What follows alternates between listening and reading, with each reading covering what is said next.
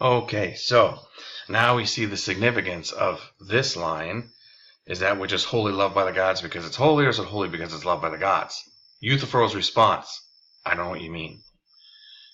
Finally, he's finally asking questions. And then I'm not going to go through the whole next section together, but look at this. Socrates says, then I'll try to speak more clearly. We speak of being carried and carrying, of being led and leading, of being seen and seeing. And you understand, do you not, that in all such expressions the two parts differ from one another in meaning and how they differ? I think I understand, etc., etc. He says, then we conceive of a thing being loved and a thing loving, and the two are different, of course. And the one that is led because one leads it, and a thing which is seen is so because someone sees it. Skipping down. Then one does not see it because it is a thing seen, but on the contrary, it is a thing seen because one sees it. And one does not lead it because blah, blah, blah. Okay. This is one of those sections where people kind of despair and they say, oh my goodness, Socrates is just trying to baffle this kid with a whole bunch of, BS that's nearly impossible to understand. But, so he talks about the seeing, the seen, the led, and the carried, I think, right? Yeah. And it's all the same logic. All he's asking him is this. Let's talk about a thing seen. Okay, so here is a tree.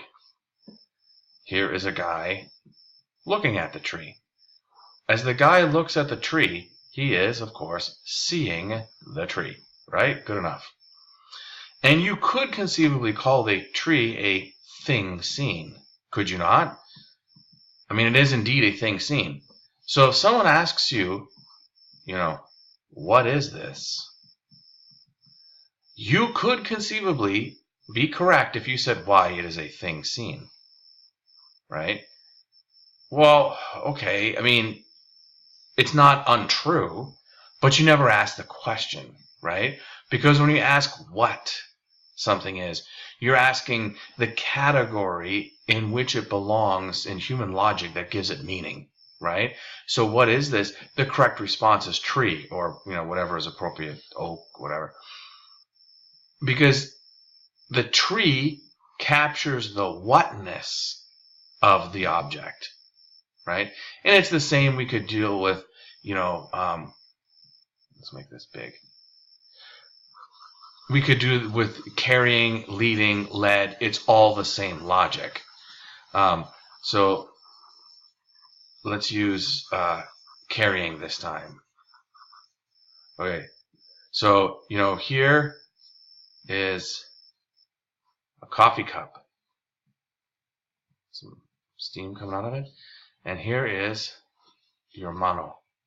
Okay, that's one big hand, eh? But whatever, you get the point. And here's the guy fixing to enjoy the coffee. That's his hand. Okay, so at this point, you could say, again, we could go, well, what is it, right?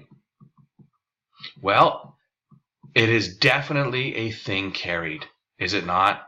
Right? Because here, look at the guy's hand. So yes, it is carried. Therefore, it is a thing carried. True, right? This is on those multiple choice tests, right? Where they'll ask you something that's true but doesn't answer the question. It's the same kind of logic, right? So what is it? Thing carried? True, but didn't answer the question. What is it? Coffee cup. Okay, bam, now we got it. See, all he's getting him to try to see in this weird, bizarre, seemingly weird and bizarre passage about things seen and things led and things carried is that when we're asking what, you need the nature of the thing, which is what he said way back. Remember when he gave him those 5 points early in the dialogue? Point number 5 was, tell me the nature of the thing so that I may see it, and recognize it, yada, yada, yada. So the whatness has to do with nature or obviously definition, right? Now remember, keep in mind, definition, definitus, in Latin, right, means to define, or obviously to define, means to make small, to make finite. So when we define a word, it's not like we're creating meaning. What we're doing with definitions is we're making them smaller, so that out of all the millions of items that we encounter and see every day, right? I mean, just look out your window and look at all the objects that you see. So each object that you see has to be limited, right?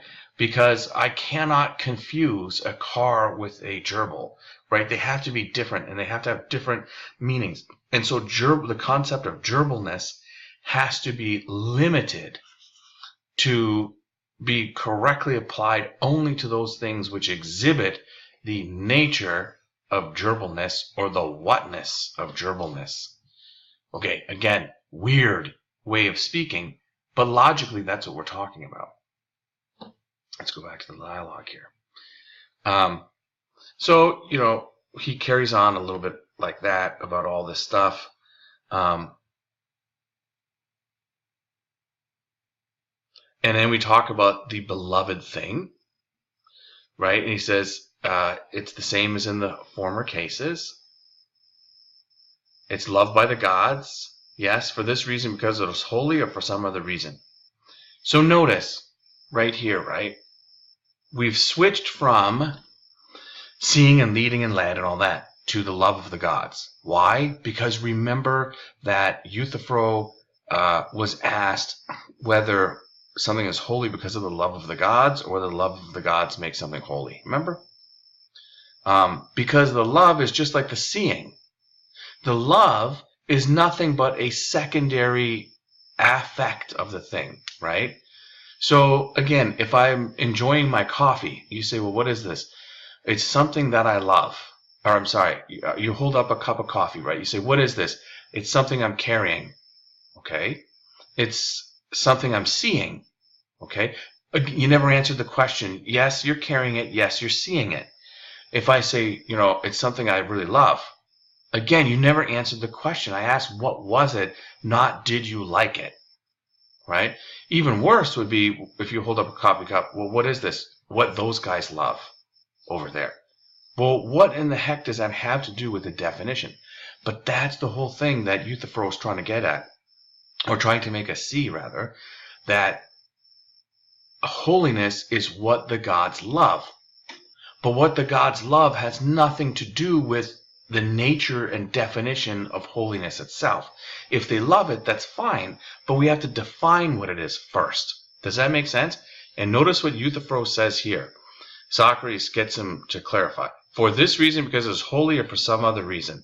No, for this reason. It is loved because it's holy, not holy because it's loved. I think so.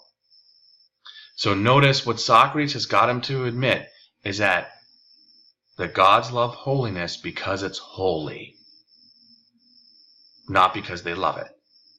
Which therefore means that we now have to search more for the definition of holiness, because we never got to the definition of holiness. If the gods love something because it's holy, now we have to further define what is holy. And we go on, and we can kind of skip to the chase here for a little bit.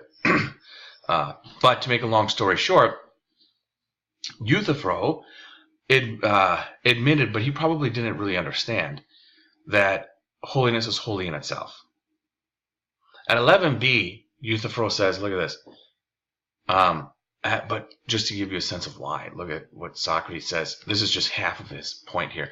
But you did not tell us what it really is. So if you please, do not hide it from me, but begin over and tell me what holiness is, no matter whether it is loved by the gods or anything else happens, for we shall not quarrel about that. But tell me frankly, what is holiness and what is unholiness? Again, right, Socrates is like, look, we keep not answering the question. Let's keep to the question. And Euthphro's response is, but Socrates, I don't know how to say what I mean. For whatever statement we advance, somehow or other, it moves and won't stay where we put it. Okay, so here's an interesting sort of, a personality psychology kind of look at this. So notice that what Euthphro's saying is every statement goes around and around, right? But it's not Socrates' fault. Notice what Euthphro is having a problem with is that he cannot stay on task, he can't focus, he can't concentrate. And so because of that, he's not, well, one, he hasn't given a single definition yet. But whatever he does put up falls apart under analysis. So in other words, he's impulsively, stating things without truly thinking rationally about them. And this next little allusion will sort of illustrate that. He says, your statements, Euthphro, are like the works of my ancestor Daedalus. And if I were the one who made or advanced them, you might laugh at me and say that on account of my relationship with him, my works in words run away and won't stay where we put them. But now, well, the statements are yours, and some other jest is demanded, for they stay fixed, as you yourself see. I think the jest does very well as it is. So Daedalus was this guy, and we're following out the Daedalus thing here. Daedalus was a mythical scientist and artist who evidently made statues that were like so lifelike. If you bought one, they'd walk away. So, in other words, it's like, Euthphro is putting up these really nice definitions and they walk away. Or so he's accusing. Okay. So he's accusing Socrates of doing. Socrates comes down in 11e with, but enough of this. Since you seem to be indolent, I will aid you myself, so that you may instruct me about holiness, and not give up beforehand. Just see whether you do not think that everything that is holy is right. Okay, let's look at this. Let's whiteboard this bad boy. So, what he's saying is everything holy is, everything holy, is right. Often translators use the word just here, so if you did consult another translation and instead of right they said just, same difference. So we could say everything pious is just, and that's fine. Okay, so what is he really saying? He's saying holy is right. Because everything holy that is right means, okay, so if you have holiness, all of the things that are holy are also right. Does that make sense? A way to understand what's coming next is to think of our words as sort of concept circles, okay? And things are going to get kind of weird in a minute or two, but just keep this in mind. Instead of dealing with holiness and rightness, which are kind of intangible, let's deal with things that are easier to understand, like cats. So how about this? Everything tiger is cat.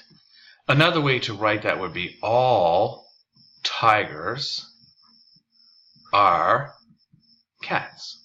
In logic, we call these suckers propositions because although you're stating it, it's not necessarily true. You have to decide whether it's true, right? So I'm going to look at this and I say to myself, all tigers are cats. Okay, well, first I have to know what a tiger is and I have to know what a cat is. Okay, and then I'll say, yes, I agree with that, right? So that is T for true. Okay. But now the thing is this.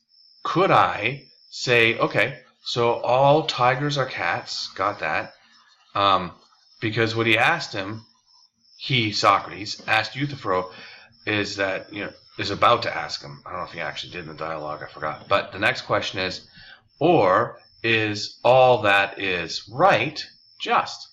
Or is all that is right holy? Okay, so in other words, can we flip these bad boys around? Well, let's use tigers and cats.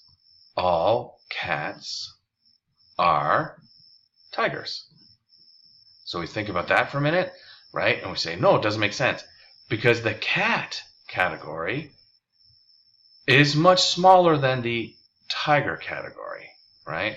So the tiger category can fit inside the cat category, hence all tigers are also cats. But you can't flip it around, because not all cats are tigers. So this is not true. That is false, because there are lions and alley cats, which are not tigers.